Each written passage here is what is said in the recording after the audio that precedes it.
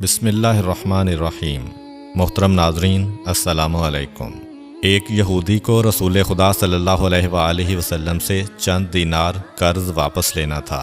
ایک دن آپ راستے میں جا رہے تھے کہ وہ یہودی آپ کے پاس آیا اور اس نے کہا، جب تک آپ میرا قرض ادا نہیں کریں گے اس وقت تک میں آپ کو یہاں سے نہیں جانے دوں گا۔ نبی اکرم صلی اللہ علیہ وآلہ وسلم نے فرمایا، اس وقت ادائیگی کے لیے میرے پاس کچھ بھی نہیں ہے۔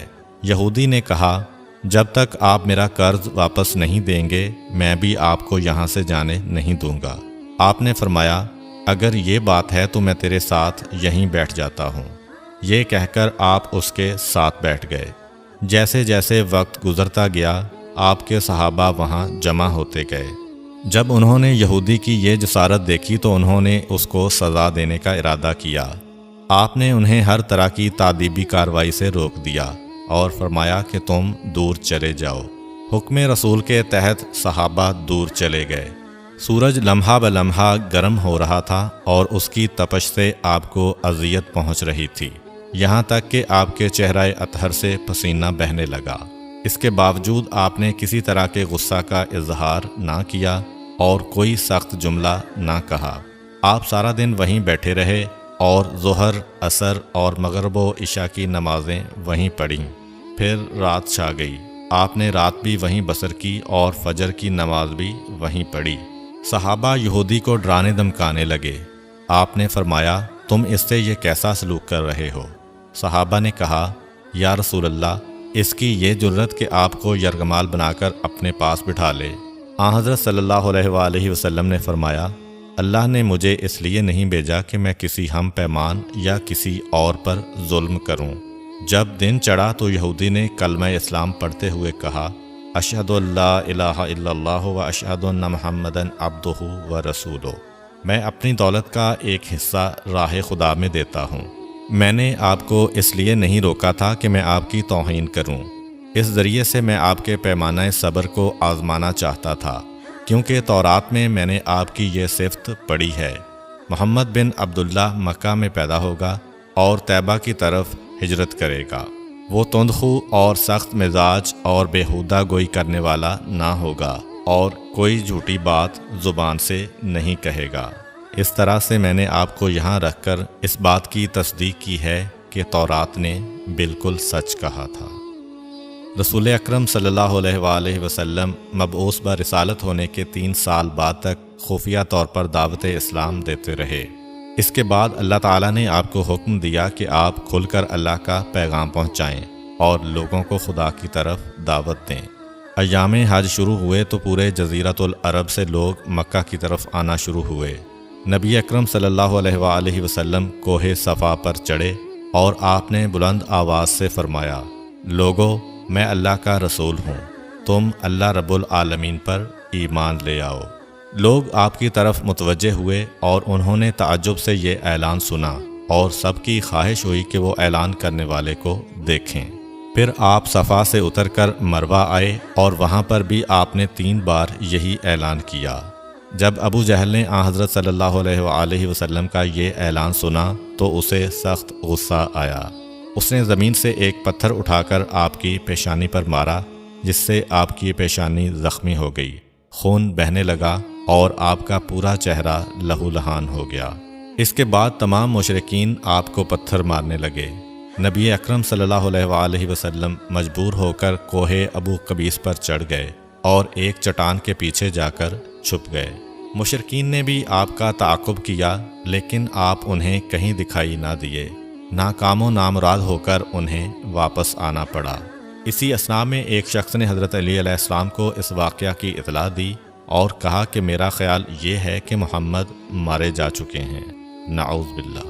یہ سن کر حضرت علی علیہ السلام کو شدید دکھ ہوا اور آپ ام المومنین حضرت خدیجہ الکبریٰ سلام اللہ علیہ کے پاس آئے اور ان سے کہا، میں نے سنا ہے کہ مشرکین نے رسول خدا صلی اللہ علیہ وآلہ وسلم پر سنگ باری کی ہے اور بعض لوگوں کا یہ گمان ہے کہ نبی اکرم شہید ہو گئے ہیں۔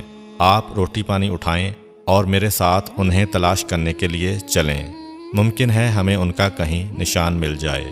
آپ وادی پر نظر رکھیں اور میں پہاڑ کے دامن میں آپ صلی اللہ علیہ وآلہ وسلم کو تلاش کرتا ہوں۔ آپ روتے ہوئے آگے بڑھے اور آپ کہہ رہے تھے، یا رسول اللہ، ہمیں جواب دیں، آپ کہاں ہیں؟ میری روح آپ پر قربان، آپ کس وادی میں بھوکے پیاسے ہیں؟ آپ نے مجھے اپنے ساتھ کیوں نہ لیا تھا؟ حضرت خدیجہ رو رو کر فریاد کر رہی تھیں، کوئی ہے جو نبی مصطفیٰ کی مجھے خبر دے؟ کیا کسی نے انہیں دیکھا ہے جو مجھے ان کے متعلق بتلائے؟ اس وقت جبریل امین علیہ السلام رسول خدا صلی اللہ علیہ وآلہ وسلم پر نازل ہوئے۔ ان کے پیچھے ملائکہ کی بہت سی صفیں تھیں۔ انہوں نے حضرت صلی اللہ علیہ وآلہ وسلم سے کہا، خداوند جبار نے ہمیں آپ کے فرمان کی تعمیل کے لیے بھیجا ہے۔ اگر آپ چاہیں تو ہم اس قوم کو تباہ کر دیں گے اور ان کا دنیا میں کہیں نام و نشان تک دکھائی نہ دے گا۔ رحمت للعالمین نے فرمایا، میں نبی رحمت بنا کر بھیجا گیا ہوں، میں عذاب و انتقام کا حامی نہیں ہوں۔ پروردگار میری قوم کو معاف کر دے، وہ مجھے جانتے نہیں ہیں۔ جبریل امین علیہ السلام نے حضرت صلی اللہ علیہ وآلہ وسلم سے کہا، خدیجہ سلام اللہ علیہا آپ کو تلاش کر رہی ہیں۔ خدیجہ کے رونے نے آسمان کے فرشتوں کو رلا دیا ہے۔ آپ انہیں جواب دیں، خدا کی طرف سے اور ہماری طرف سے انہیں سلام پہنچائیں اور انہیں جنت کی بشارت دیں۔ نبی اکرم صلی اللہ علیہ وآلہ وسلم نے خدیجہ و علی نہیں ہیں۔ جبریل امین علیہ السلام نے حضرت صلی اللہ علیہ وآلہ وسلم سے کہا، خدیجہ سلام اللہ علیہا آپ کو تلاش کر رہی ہیں۔ خدیجہ کے رونے نے آسمان کے فرشتوں کو رلا دیا ہے۔ آپ انہیں جواب دیں، خدا کی طرف سے اور ہماری طرف سے انہیں سلام پہنچائیں اور انہیں جنت کی بشارت دیں۔ نبی اکرم صلی اللہ علیہ وآلہ وسلم نے خدیجہ و علی کو صدا دی اور انہیں اپنے پاس بلایا۔ دونوں شخصیات آپ کی خدمت میں حاضر ہوئیں۔ انہوں نے آپ کی پیشانی پر پٹی باندھی اور گھر لے آئے۔ جب مشرکین کو معلوم ہوا کہ نبی اکرم صلی اللہ علیہ وآلہ وسلم اپنے گھر آ چکے ہیں تو انہوں نے گھر کا محاصرہ کر لیا اور سنگ باری شروع کر دی۔ حضرت علی علیہ السلام اور حضرت خدیجہ سلام اللہ علیہا آپ کا دفاع کرنے لگے۔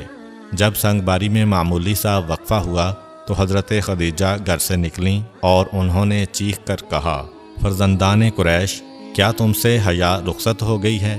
تم اپنے قبیلہ کی معزز اور محترم خاتون کے گھر پر سنگ باری کرنے لگے ہو۔ اگر تمہیں خدا کا خوف نہیں ہے تو دوسرے لوگوں کو اپنے اوپر ہنسنے کا موقع نہ دو اور اپنے لیے ہمیشہ کی ذلت و بدنامی تو نہ خریدو۔ جب مشرکین نے حضرت خدیجہ سلام اللہ علیہا کی گفتگو سنی تو ندامت کے مارے ان کے سر جھک گئے اور وہ شرمندہ ہو کر اپنے گھروں کو چلے گئے۔ نبی اکرم صلی اللہ علیہ وآلہ وسلم نے دعوت اسلام کا آغاز ان